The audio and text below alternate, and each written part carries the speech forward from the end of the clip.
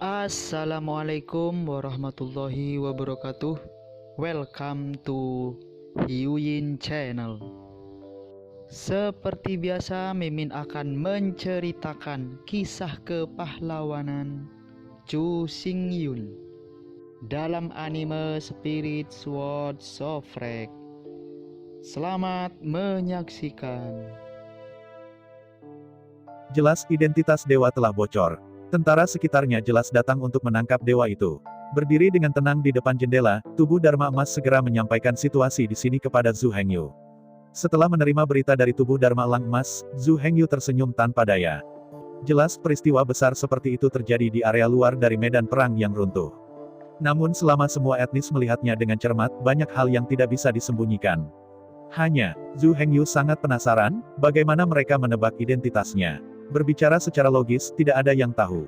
Menghela nafas dan menggelengkan kepalanya, Zhu Hengyu tidak bisa menahan untuk tidak berteriak. Untung, jiwa aslinya tidak ada di kota Yunding. Kalau tidak, kali ini saya khawatir itu akan hancur. Adapun hal berikutnya, Zhu Hengyu tidak khawatir, dia juga tidak ingin membuang lebih banyak energi. Tidak peduli apa yang akan Anda hadapi selanjutnya, itu hanya tipuan. Sisi lain, saat Zhu Hengyu menerima berita itu, kota Yunding, di dalam kastil Bayu, Jin Xianer menerima tamu istimewa. Seorang tamu yang membuat Jin Xianer tercengang dan tidak bisa mempercayainya. Melihat pelanggan yang akrab dan sangat tidak dikenal di depannya, Jin Xianer bodoh. Di dalam aula utama kastil Bayu, sosok yang kuat dan tinggi, duduk di kursi dengan sandaran tinggi. Sepasang mata cemerlang menatap Jin Xianer dengan lekat. Identitas Zhu Hengyu dirobohkan, dan itu rusak begitu cepat, semua karena pria ini. Ngomong-ngomong, pria ini tidak lain. Itu adalah orang yang penipu Zhu Hengyu Jintai. Jintai yang asli kembali, dan yang menjadi pura-pura Zhu Hengyu, hanya bisa palsu. Melihat Jintai, yang sangat gagah di depannya, Jin Xianer bodoh. Pada saat ini, Jin Xianer hanya merasa bahwa seluruh dunianya telah runtuh. Melihat 5 besar 3 besar, Jintai yang megah di depannya. Sekilas Jin Xianer mengenalinya. Bukankah itu? Bukankah ini Jintai dalam ingatannya lebih dari 30 juta tahun yang lalu? Hingga saat ini, penampilannya sama sekali tidak berubah. Meskipun ranah Jintai juga telah mencapai kedaulatan suci dasar, tidak ada yang disukai Jin Xianer darinya. Di sisi lain, sekarang Jintai ini, semua yang ada di dalam dan di luar tubuhnya adalah yang paling dibenci Jin Xianer. Ini bukanlah poin penting. Intinya adalah, Jin Xianer tiba-tiba menyadari. Jintai yang dia cintai sebenarnya adalah raksasa iblis, Raja Iblis hebat Hengyu. Dia sangat jatuh cinta padanya. Tapi dia hanya bermain dengannya, menipunya. Bagi Jin Xianer, yang telah mendambakan cinta yang indah, itu adalah kilatan dari biru. Menarik napas dalam-dalam, gemetar lembut, Jin Xianer berkata, saya harus bertanya langsung kepadanya tentang masalah ini. Setelah berbicara, Jin Xian perlahan berdiri dan berencana untuk pergi. Melihat pemandangan ini, Jintai yang asli tiba-tiba menjadi cemas. Berdiri dengan penuh semangat, Jintai berkata dengan cemas, aku adalah Jintai yang asli. Cintai aku di masa depan. Mengapa repot-repot melihatnya? Jin Xianer tersenyum sedih. Sambil menggelengkan kepalanya, Jin Xianer berkata, saya akan mencarinya, hanya untuk penjelasan. Selain itu, tidak peduli bagaimana dia memperlakukan saya masih sangat mencintainya. Yang aku suka bukanlah kulitnya, tapi jiwanya. Bahkan jika dia hanya bermain denganku, aku tetap mencintainya. Adapun kamu, dengan senyum pedih, Jin Xianer dengan tegas berkata, di masa lalu, sekarang, dan masa depan, aku tidak bisa jatuh cinta padamu, mati hati ini. Saat berbicara, Jin Xianer berbalik dan berjalan di luar aula. Melihat Jin Xianer pergi, Jintai yang asli tiba-tiba mengepalkan tinjunya. Tatapan kesal di matanya akan mengembun menjadi substansi. Ledakan, ledakan, ledakan. Sejuta tentara, dengan 3 lantai di dalam dan 3 lantai di luar, mengepung markas besar Jintai Real Estate. Akhirnya, serangkaian raungan berhenti seketika. Dengan Jintai Real Estate sebagai pusatnya, dalam radius 1 km, suasananya begitu tenang. Di alam 5 elemen yang terbalik ini, di bawah pengepungan pasukan jutaan yang begitu kuat. Siapapun pasti mati. Saat ini, Jintai sudah tidak bisa terbang. Menghadapi situasi ini, Jintai berdiri di depan jendela Prancis, dengan tenang mengamati dunia luar. Arai jiwa, dengan cepat memberikan semua yang terjadi di sini kepada Zhu Hengyu di Gua Nether Whitebone. Dalam menghadapi situasi hari ini, Zhu Hengyu tidak ada hubungannya. Belum lagi jiwanya, dia tidak ada sekarang. Bahkan di sana pun tidak mungkin. Di bawah pengepungan 1 juta tentara, dia tidak bisa melawan. Itu orang lain. Karena tidak ada jalan keluar, lebih baik bunuh diri untuk menghindari penghinaan. Tapi sebagai Raja Iblis Hengyu, Zhu Hengyu tidak bisa bunuh diri. Untuk yang benar-benar kuat, bunuh diri adalah manifestasi paling pengecut. Jika itu benar-benar menyebar, Raja Iblis Agung dari klan Iblis akan dipaksa bunuh diri. Itu sangat memalukan dan memalukan. Raja Iblis Heng Yu yang bermartabat hanya bisa mati dalam pertempuran. Tidak peduli situasi seperti apa yang Anda hadapi, Anda tidak akan pernah bisa bunuh diri. Apakah semuanya berhasil? Bukankah tentara ras iblis bunuh diri jika mereka menghadapi keputusasaan? Tahukah Anda, di dunia ini, tidak pernah ada kekurangan drama bagus untuk bertahan dari keputusasaan. Yang disebut, jalan menuju surga tidak terbatas. Tidak peduli betapa berbahayanya situasinya, Anda masih bisa menemukan peluang. Namun, jika Anda terburu-buru seperti ini, itu pasti tidak akan berhasil. Jutaan pasukan di luar bisa ditundukkan dalam sekejap. Untuk plan hari ini, Golden Eagle Dharmakaya hanya bisa dijebak di markas Jintai Real Estate. Mengandalkan medan yang sempit, satu bisa 1000 pengendara. Setelah ragu-ragu, tubuh Dharma Pahatan Emas berbalik dan mendorong pintu kristal menuju balkon di dalam kantor. Balkon ini tidak berukuran besar, merupakan platform melingkar dengan diameter 10 meter. Di balkon ada pot tanaman hijau. Dikelilingi tanaman hijau, ada meja bundar yang diukir dari batu giok putih. Di sini ada rest area untuk minum teh dan berjemur. Tapi sekarang, tempat ini telah menjadi tubuh elang emas, medan pertempuran terakhir. Melihat Jin Diaova ada di balkon, gadis muda, cantik dan lembut itu datang begitu saja dengan tangan dan kakinya.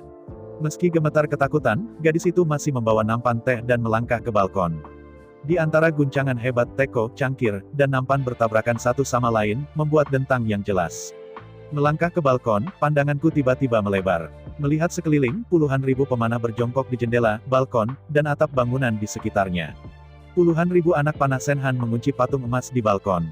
Saat ini, ketika gadis itu melangkah ke balkon, dia langsung terkena puluhan ribu anak panah. Setelah menjadi pemanah tertentu, tangannya sedikit gemetar, dia secara tidak sengaja menembakkan panah keluar. Gadis muda ini mungkin ditembak mati. Melihat gadis yang seluruh tubuhnya gemetar, tetapi dengan berani melangkah ke balkon, Zhu Hengyu tidak bisa menahan senyum. Dia tidak mengenal gadis ini. Faktanya, Zhu Hengyu tidak mengenal semua orang di Jintai Real Estate. Saat ini, Zhu Hengyu untuk sementara berhenti bertarung. Dia melepaskan roh kematiannya yang kuat dan menyembunyikan dewa itu. Zhu Hengyu tidak dapat mentransfer semangat primordialnya ke tubuh elang emas. Setelah roh primordial pergi, kostum Netherworld juga pergi. Kehilangan perlindungan dari Nethersuit, tubuh domba ajaib akan langsung ditolak oleh medan perang runtuh urutan ke-20 dan teleport kembali ke area inti dari medan perang runtuh urutan ke-19.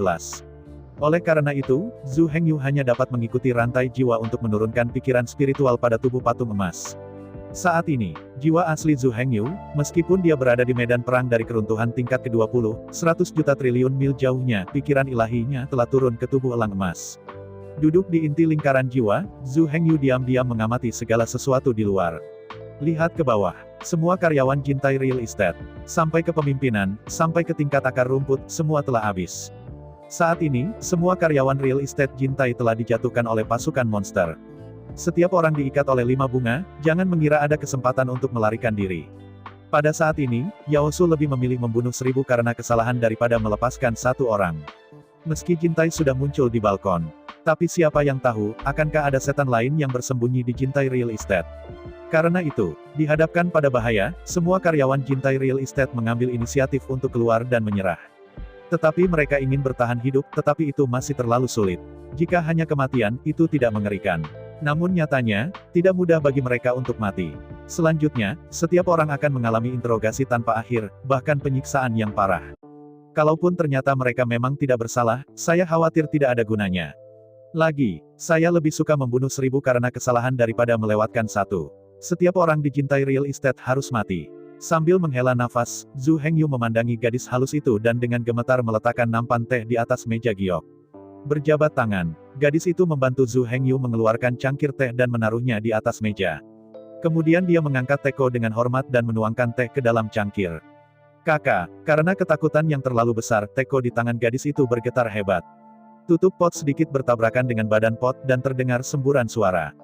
Dengan senyuman ringan, Zhu Hengyu memandang gadis itu dan berkata, semua orang telah pergi, mengapa kamu tidak pergi? Menghadapi pertanyaan Zhu Hengyu, gadis itu dengan gemetar berkata, ketika saya ditunjuk oleh Presiden Li Yun pada saat itu, saya bertanggung jawab atas kantor Anda. Menurut instruksi Presiden Li Yun, dia harus tetap di kantor kapanpun dan dimanapun. Begitu ketua Jintai tiba, dia harus memberinya layanan berkualitas terbaik kapan saja, di mana saja. Bagaimanapun, bahkan jika langit rusak, bahkan jika dunia ini hancur, dia juga tidak bisa pergi setengah langkah. Mendengar perkataan gadis itu, Zhu Hengyu menghela nafas, nasib hampir hilang, mengapa kamu peduli tentang ini? Gadis yang lembut itu berkata dengan serius, karena aku telah berjanji dan membuat janji, secara alami aku harus mematuhinya. Sambil menghela nafas, Zhu Hengyu berhenti berbicara. Faktanya, saat ini, apakah dia pergi atau tidak akhirnya sama. Setiap orang dicintai real estate pasti akan mati. Secara relatif, pelayan yang meninggal ini adalah yang paling bermartabat. Sementara Zhu Hengyu merenung, serangkaian langkah kaki terdengar dari bawah. Melihat ke bawah, lebih dari selusin sosok berjalan melalui jalan setapak yang dibentuk oleh tentara dan berjalan menuju gerbang Jintai Real Estate. Dari kejauhan, suara heroik terdengar, Devil Hengyu, kali ini. Aku mengerti kemana kamu pergi. Mendengar suara heroik, Zhu Hengyu mengerutkan bibirnya dengan jijik, dan berkata dengan keras, aku, Zhu Hengyu, ada di sini, kapan aku lari? Mendengar kata-kata Zhu Hengyu, lelaki tua berambut putih dan berjanggut itu tiba-tiba tersedak. Zhu Hengyu belum pernah lari sebelumnya, jadi mengapa harus melihat kemana dia pergi? Orang-orang hanya memalsukan identitas dengan santai dan menipu semua orang. Mereka terlalu bodoh untuk mengetahuinya. Melihat lelaki tua berambut putih dan berjanggut, Zhu Hengyu langsung mengenalinya. Orang tua ini adalah penguasa klan Elang Emas, kepala keluarga Elang Emas. Namun, pada saat ini, identitas lawan sama sekali tidak dapat menghalangi Zhu Hengyu. Bagaimanapun, kiri dan kanan sudah mati, jadi apa yang mengerikan? Sekelompok lebih dari 10 orang tiba di gerbang Jintai Real Estate. Menatap Zhu Hengyu di balkon, kepala keluarga Elang Emas berkata dengan dingin, tidak peduli seberapa tajam gigimu, bukankah itu ada di tanganku sekarang? Aku ingin menggosokmu, kamu tidak bisa meratakannya. Aku ingin menggosokmu, kamu tidak akan bulat. Mendengar apa yang dikatakan Patriark Golden Eagle, Zhu Hengyu mencibir dan berkata dengan jijik, saya baru saja menyatakan fakta, tetapi Anda mengatakan gigi saya tajam. Sebaliknya, itu kamu, yang membulat dan mendatar lagi. Kamu adalah mulut yang tajam. Mendengar kata-kata Zhu Hengyu, Patriark Elang Emas itu meraung marah. Dalam raungan Patriark Elang Emas, Zhu Hengyu meletakkan cangkir teh di tangannya dan perlahan berdiri. Dengan merendahkan, Zhu Hengyu menatap Patriark Elang Emas itu dan berkata dengan jijik, aku lancang. Ayo, biarkan semua orang melihat bagaimana Anda mengumpulkan saya. Menghadapi tantangan Zhu Hengyu, Patriark Elang Emas itu tiba-tiba tidak bisa berkata-kata. Sekarang, Raja Iblis Hengyu telah dikepung oleh jutaan tentara. Dengan gelombang tangan yang besar, jutaan pasukan akan melonjak. Bahkan jika Zhu Hengyu lahir dengan 3 kepala dan 6 lengan, dia pasti akan mati. Tapi tidak pernah terpikir, dia ditangkap oleh Zhu Hengyu dan menantangnya. Sampai sekarang, dia tidak bisa turun dari panggung lagi. Dia terus mengatakan bahwa dia harus membulatkan dan meratakan orang lain. Sekarang orang ingin melihat bagaimana dia menggosok. Saat ini, dia tidak punya cara untuk mengirim orang lain. Jika tidak, apa pendapat para prajurit monster tentang dia? Dengan kata lain, saat membual Anda berada di posisi 3 teratas. Saat kita benar-benar akan membunuh musuh, ayo kita pergi dan mati, bukan? Yao Su juga ras yang hebat.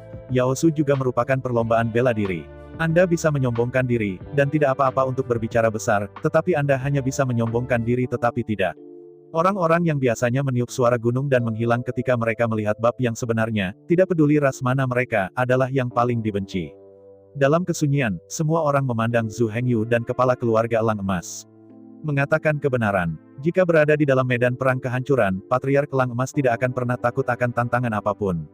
Tapi dalam 5 elemen realem yang terbalik ini, dia benar-benar tidak ingin melawan orang sampai mati. Sama seperti Patriark Golden Eagle yang ragu-ragu. Sebuah suara berat terdengar, jika Anda ingin menantang Patriark kami, Anda tidak memenuhi syarat. Jika Anda ingin melawan, saya akan menemani Anda. Sambil berbicara, sosok tinggi keluar dari kerumunan. Melihat orang lain dengan dingin, Zhu Hengyu berkata dengan jijik, kamu sebaiknya mencari tahu sebelum kamu berbicara. Patriark kamu yang menantangku, bukan aku. Semuanya memiliki yang pertama datang, Anda harus menantang saya menerima. Tapi setelah duel saya dengan Patriark Anda, saya, mendengar kata-kata Zhu Hengyu, pria jujur itu tiba-tiba berhenti, tidak bisa membawa kata-kata alasan dalam segala hal. Acara hari ini bukan acara pribadi. Ada 1 juta tentara di tempat kejadian. Tidak hanya para leluhur dari klan Elang Emas yang hadir hari ini. Apalagi lawan mereka adalah Raja Iblis Hengyu yang terkenal. Pertempuran ini, Bijiang adalah pertempuran legendaris yang tercatat dalam sejarah. Dalam pertempuran krusial yang akan tercatat dalam sejarah ini, setiap orang harus mematuhi hukum dan moralitas. Yao Su sama sekali tidak mengizinkan siapapun untuk merendahkan dan mencemari kemuliaan dan martabat Yao Su. Saat ini, Raja Iblis Hengyu yang sudah terkepung oleh sejuta pasukan, bisa dikatakan sulit untuk terbang. Dalam hal ini, jika Anda masih ingin menggunakan beberapa metode yang tidak tahu malu dan tidak tahu malu, biarkan dunia menyingkirkan Yao Su dan meremehkan Yao Su. Ini tidak bisa diterima oleh orang Yaosu manapun. Dalam sepi, Zhu Hengyu menatap kepala Golden Eagle dengan dingin, dan berkata dengan dingin, karena kamu berani berbicara dengan liar, kamu harus berani bertindak, aku di sini, kamu bisa mencobanya. Menghadapi provokasi Zhu Hengyu lagi, Patriark Golden Eagle tidak bisa menahan nafas panjang. Dia tidak bisa mundur, jalan yang diinginkan orang lain untuk menggantikan tantangannya telah diblokir. Seperti yang dikatakan Raja Iblis Yoko. Dialah yang pertama kali mengucapkan kata-kata liar, mengatakan bahwa dia akan memutar dan meratakannya. Sekarang orang tidak mempercayai saya, Anda memiliki kemampuan untuk melihat-lihat. Lihat siapa yang menggosok siapa. Dengan cara ini, ia menjadi sombong dan mengambil inisiatif untuk menantang. Dalam keadaan ini, bahkan jika orang lain harus menantang Zhu Hengyu, mereka hanya bisa mengantri. Ini adalah etiket yang harus dipatuhi oleh semua ras. Jika Anda bahkan tidak mematuhi etiket paling dasar, Anda pasti akan diejek oleh semua ras. Mereka yang tidak mengikuti etiket dan hukum selalu menjadi ras yang bodoh dan membosankan, bahkan tidak beradab. Nafas panjang. Patriark Elang Emas berkata dengan keras, ayo, ambil senjataku. Ditemani oleh suara Patriark Elang Emas, segera, dua pelayan yang kuat memegang tombak hitam di kedua tangannya, berjalan dengan cepat. Dentang. Di tengah suara dentang yang keras, Patriark Elang Emas mencabut tombak dari sarungnya. Dengan suara siulan, tombak hitam ditambahkan ke tangan Patriark Elang Emas. Melihat lebih dekat, tombak itu benar-benar gelap. Bahkan jumbai yang seharusnya merah berwarna hitam. Hanya bagian paling tajam dari ujung senjata yang menunjukkan warna merah darah yang tegas. Dengan tombak hitam yang keluar dari lokasi syuting, aura yang sangat menakutkan dan menakutkan menyebar secara instan. Memegang tombak dengan satu tangan, momentum Patriark Elang Emas berubah drastis. Angin dingin bertiup, dan mantel Patriark Elang Emas terbang. Roh jahat tak terbatas berguling ke segala arah. Dengan tombak di tangan, Patriark Elang Emas tidak memiliki rasa takut sedikit pun. Di seluruh tubuh, tidak hanya momentumnya yang menarik, tetapi kepercayaan diri juga telah meluas hingga batasnya. Melihat Zhu Hengyu dengan bangga, Patriark Elang Emas berkata dengan keras, jika kamu ingin bertarung, maka bertarunglah. Biarkan kudanya datang ke sini. Menghadapi provokasi dari Patriark Elang Emas, Zhu Hengyu tetap bergeming. Dia meringkuk mulutnya dengan jijik, dan Zhu Hengyu berkata, kamu akan menggosokku bulat-bulat, tapi aku tidak akan menggosokmu. Sekarang, aku di sini menunggumu. Jika Anda memiliki kemampuan, biarkan saja. Kamu, menghadapi Zhu Hengyu, kepala Elang Emas membenci giginya. Awalnya, dia ingin Zhu Hengyu turun ke tanah dan melawannya. Lagi pula, penggunaan tombak sebagai senjata membutuhkan medan perang yang terbuka. Dan di atas balkon, diameternya hanya 10 meter, tidak bisa digunakan sama sekali. Tapi sekarang, Raja Iblis Yoko telah menangkap kuangiannya. Kecuali dia mau mengakuinya, dia benar-benar sombong. Jika tidak, dia harus naik ke balkon dan melawan Zhu Hengyu. Saat ini, jika dia berada di medan perang kehancuran, Patriark Elang Emas tidak takut. Tapi sekarang, posisi mereka adalah membalikkan alam 5 elemen. Di area ini, semua energi dan hukum telah dilarang. Sebagai anggota terkuat dari klan Elang Emas, dia tidak bisa melompat tinggi atau terbang. Kalau mau ke balkon hanya bisa naik tangga seperti orang biasa. Tapi dengan cara ini, auranya hilang. Ledakan. Dalam suara yang membosankan, Patriark Elang Emas memberikan tombak yang ganas di tangannya, dan kemudian melangkah maju, melangkah menuju gerbang perkebunan Elang Emas. Melihat pemandangan ini, Zhu Hengyu tersenyum acuh tak acuh, dan menoleh ke pelayan dan berkata, tapi kamu pergi dan pergi ke ruang tunggu kamu. Menghadapi perintah Zhu Hengyu, pelayan itu dengan hormat memberi hormat kepada Zhu Hengyu, lalu berbalik dan meninggalkan balkon.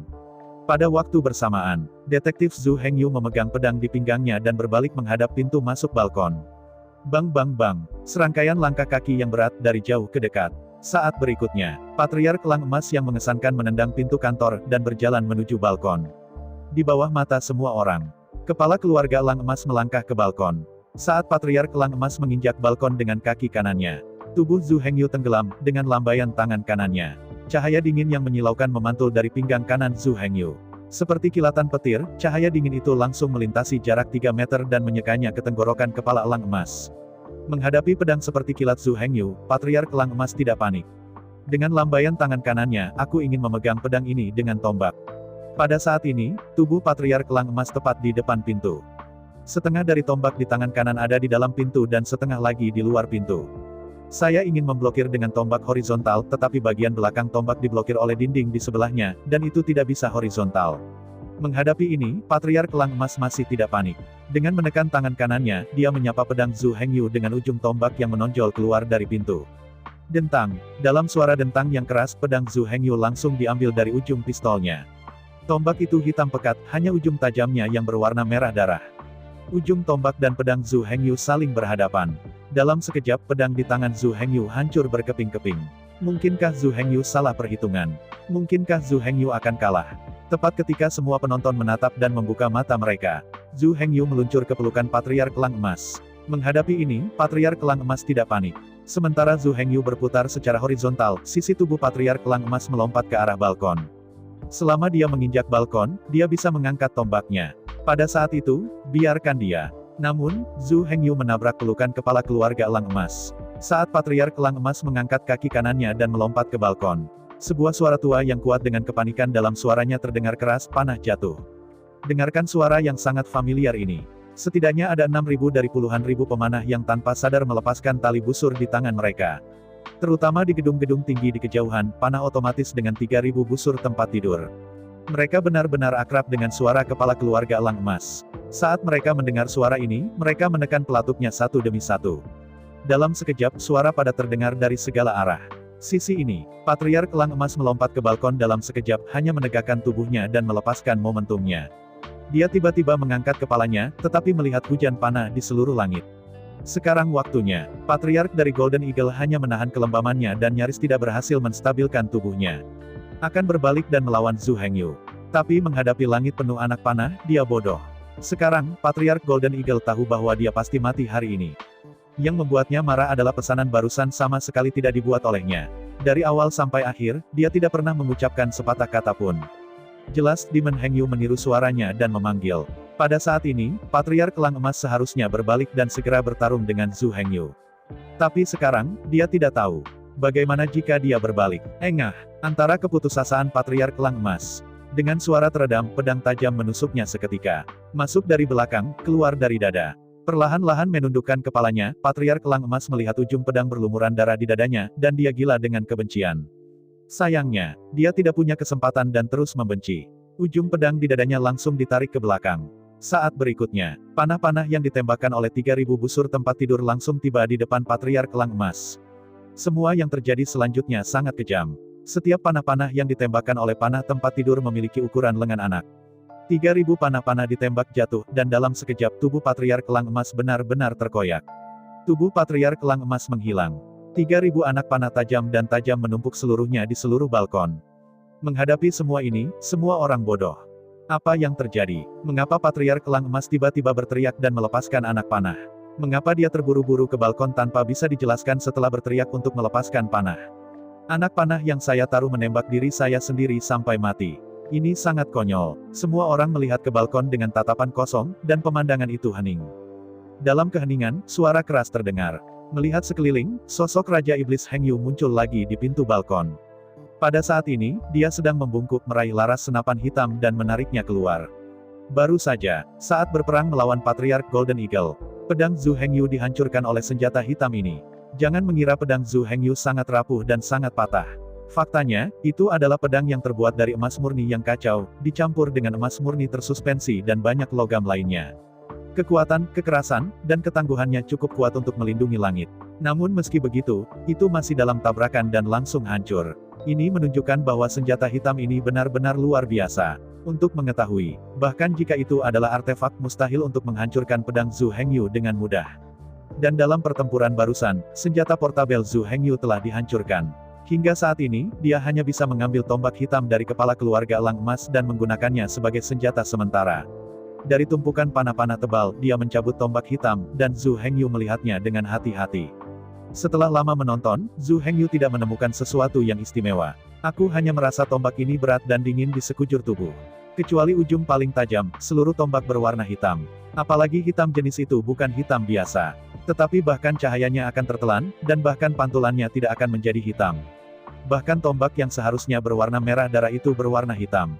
Selain karakteristik tersebut, seluruh senjata panjang bukanlah sesuatu yang istimewa.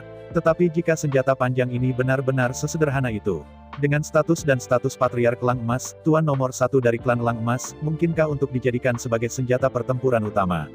Yang paling dibesar-besarkan adalah, untuk semua biksu, senjata pertempuran utama harus disempurnakan secara menyeluruh dan dimasukkan ke dalam tubuh pertempuran. Terakhir kali, harus dalam dimensi pendapatan. Tidak ada yang seperti Patriark Kelang Emas, seseorang akan mengikutinya kapan saja untuk membantunya membawa tombak. Selain itu, kemanapun dia pergi, kedua orang ini harus mengikutinya dengan cermat. Tak heran, kedua orang ini pasti tiruannya, Dharmakaya, atau titisannya. Mengerutkan kening, Zhu Hengyu tidak punya banyak waktu untuk mengamati. Memegang tombak hitam di tangan kanannya, Zhu Hengyu berbalik dan melihat ke bawah.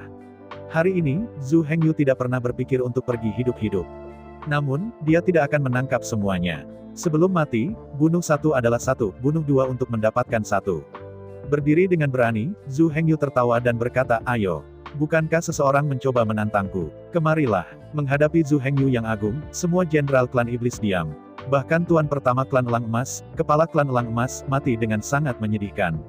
Akankah berbeda jika diganti? Yang paling penting adalah tidak ada yang tahu siapa yang memanggil panah itu.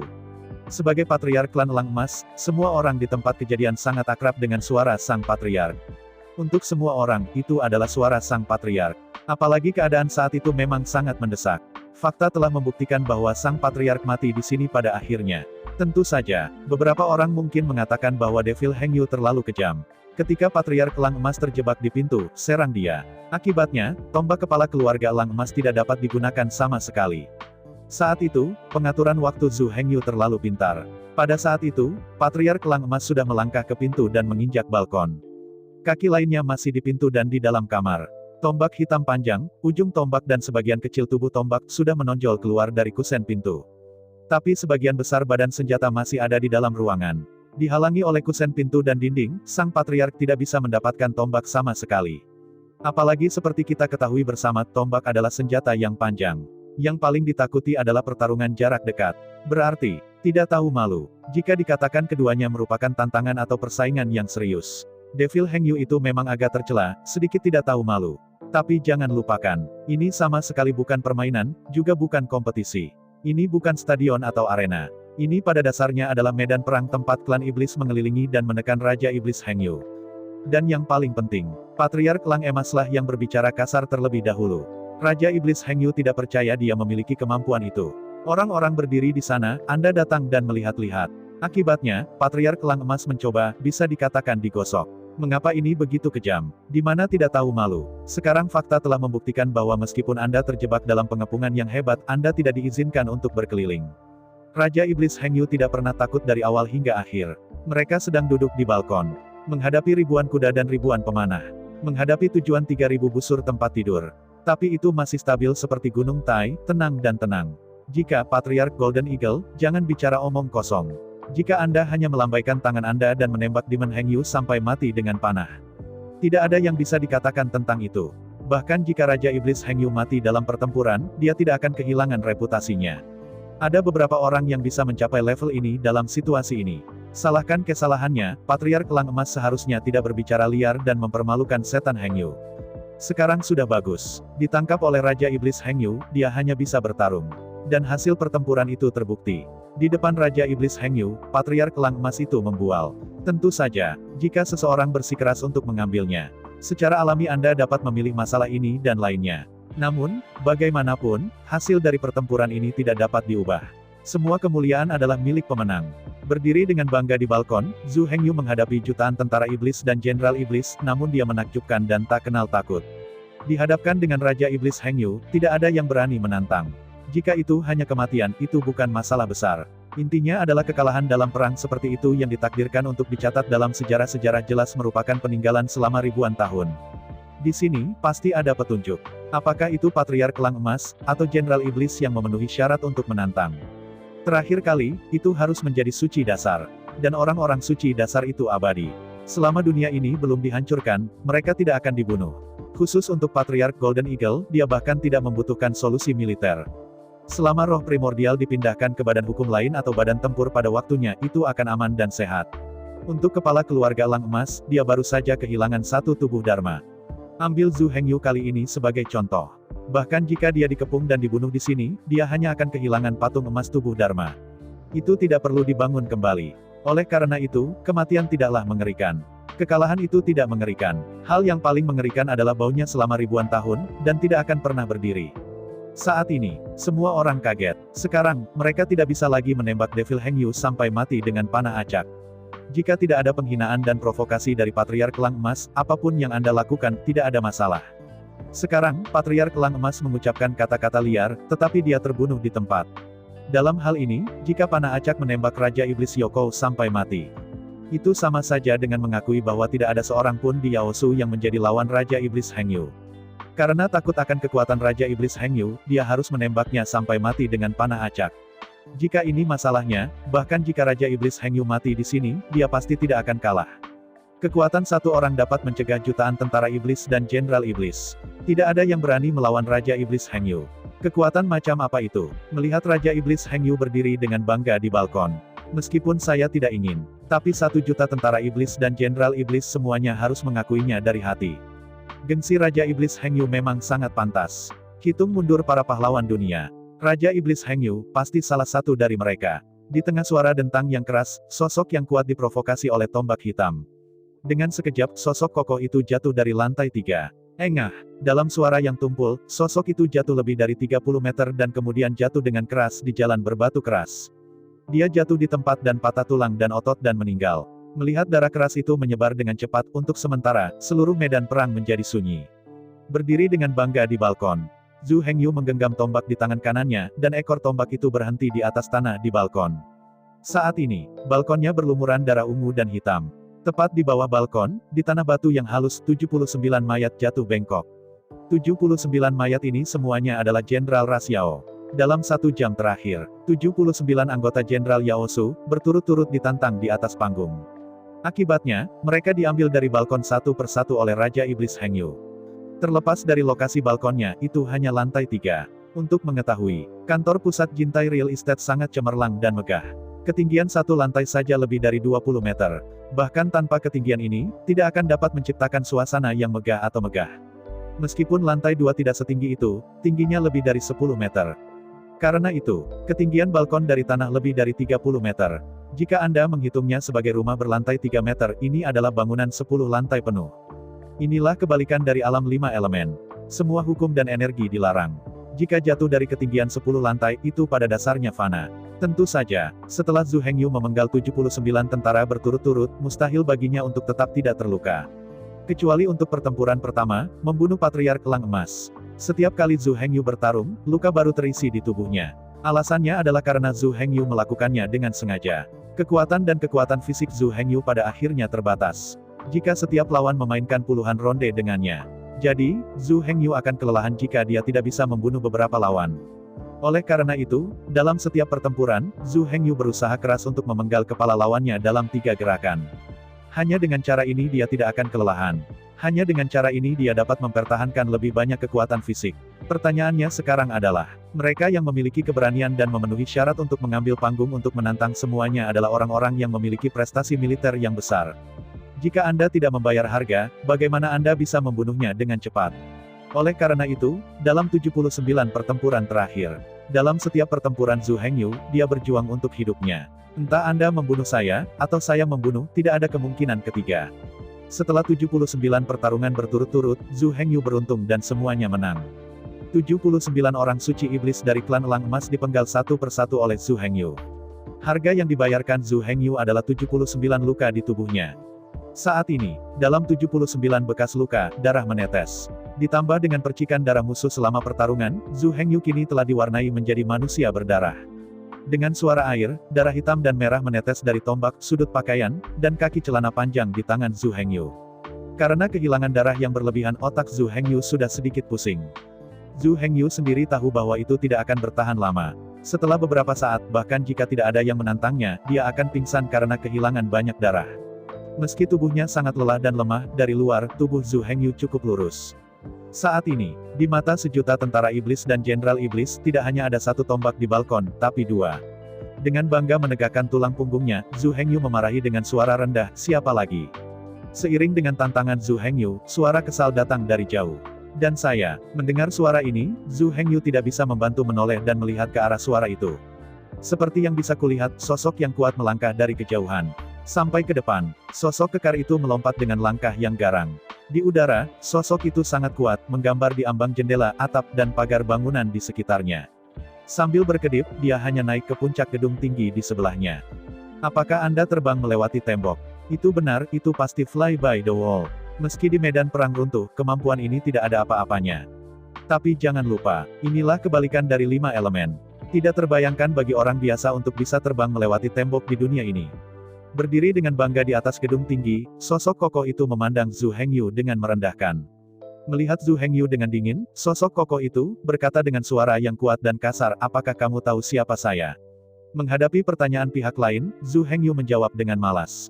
Pada saat ini, dia ingin menyimpan semua kekuatannya dan bersiap untuk pertempuran sebentar. Bagaimanapun, masih ada jarak tertentu antara kedua sisi saat ini. Adegan itu jadi kosong lagi. Apakah Anda benar-benar berpikir bahwa Anda tidak membuang energi dengan berteriak? Melihat Zhu Hengyu mengabaikannya, sosok kokoh itu meraung marah, "Saya Jintai. Jintai yang digantikan oleh peniruan Anda." Saat berbicara, Jintai dengan keras mengulurkan tangannya, menunjuk langsung ke hidung Zhu Hengyu, dan mengutuk, "Kamu terlalu hina. Kamu benar-benar menggunakan identitasku untuk mengejar wanitaku. Bagaimana bisa ada orang yang begitu hina di dunia ini?" Menghadapi tuduhan Jintai, Zhu Hengyu tidak bisa menahan nafas. Berbicara tentang Jin Xianer, Zhu Hengyu hampir tidak dapat mengatakan bahwa dia memiliki hati nurani yang bersih. Meskipun itu bukan niatnya, dia tetap melakukannya. Sambil menghela nafas panjang, Zhu Hengyu berkata, "Benci aku, datang dan bunuh aku akan berada di sini menunggumu." Mendengar kata-kata Zhu Hengyu, Jintai mengertakkan gigi dan segera berlari. Nyaring. Dengan suara dentang, Jintai menghunus pisau berpunggung tebal di belakang punggungnya, lalu dengan cepat mulai berlari di peron atap.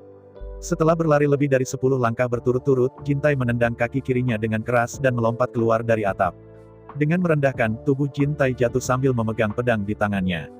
Tubuh tinggi dan lurus, setelah meluncur dengan jarak lebih dari 10 meter, melakukan tendangan voli dan menebas ke arah Zhu Hengyu. Menghadapi bencana yang menghancurkan bumi, pisau yang jatuh dari langit, mulut Zhu Hengyu dengan lembut ditarik ke atas. Saat berikutnya, di bawah pengawasan 1 juta tentara, Zhu Hengyu dengan ganas meraih tombak di tangan kanannya. Menghadapi Jintai yang telah melompat ke udara, Zhu Hengyu melemparkan tombak di tangannya seperti lembing. Sudah terlambat, lalu segera. Di bawah lemparan dunia Zhu Hengyu, tombak hitam itu langsung berubah menjadi cahaya hitam. Petir melintas ke arah dada Jintai. Jintai yang asli ada di udara. Pada saat ini, tubuhnya membungkuk menjadi busur. Pedang dengan punggung tebal di tangannya terangkat tinggi, dengan punggung pedang di punggungnya. Begitu dia diizinkan mengambil posisi merendahkan, dia melompat dan memotong kata-kata itu. Tidak peduli seberapa kuat Zhu Hengyu, dia tidak pernah bisa menghentikan pisaunya. Sayangnya, Jintai yang asli sangat marah sampai kehilangan akal sehatnya. Dengan kepala panas, dia membuat pilihan yang sangat tidak rasional.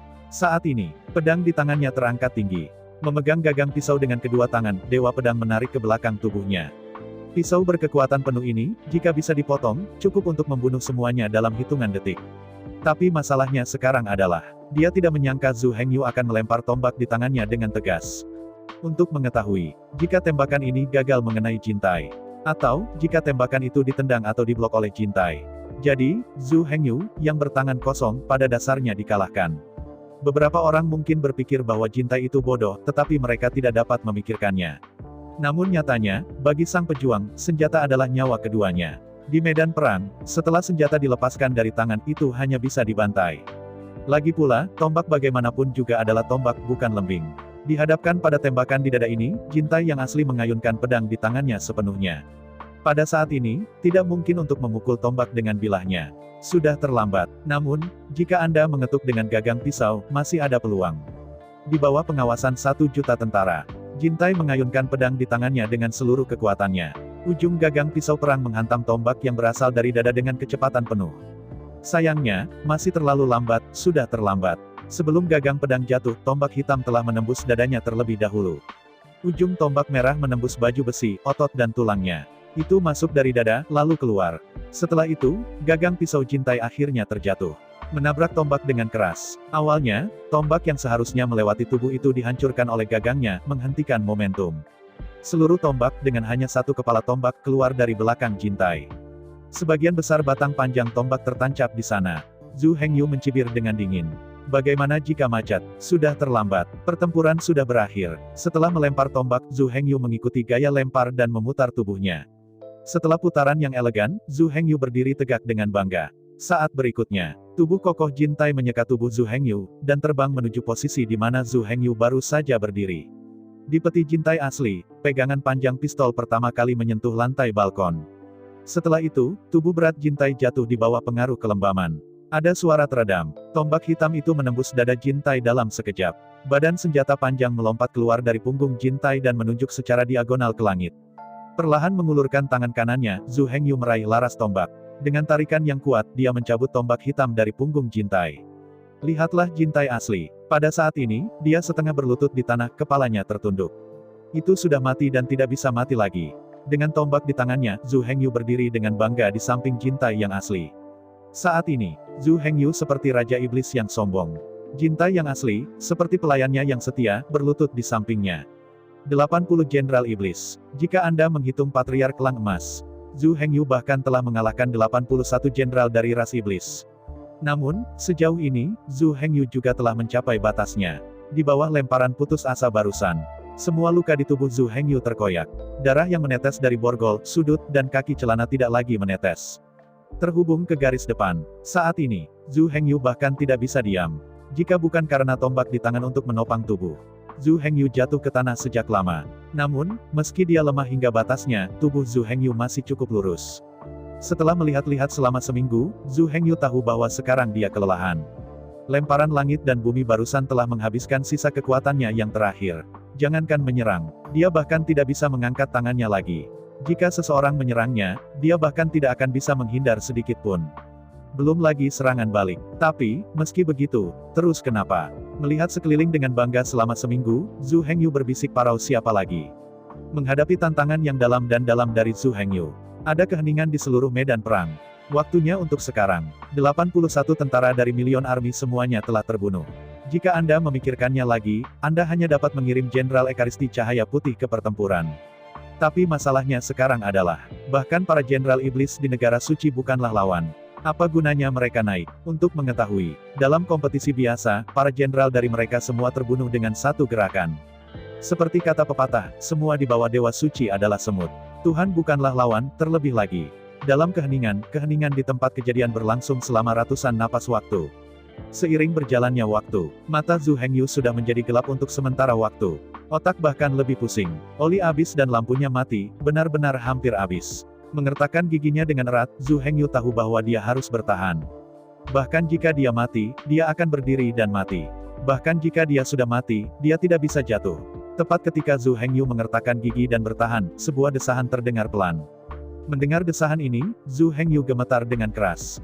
Tiba-tiba mengangkat kepalanya, Zhu Hengyu mengikuti suara itu dan menoleh. Seperti yang Anda lihat, Jin Xianer muncul di depan gerbang Jin Tai Real Estate dengan rok putih.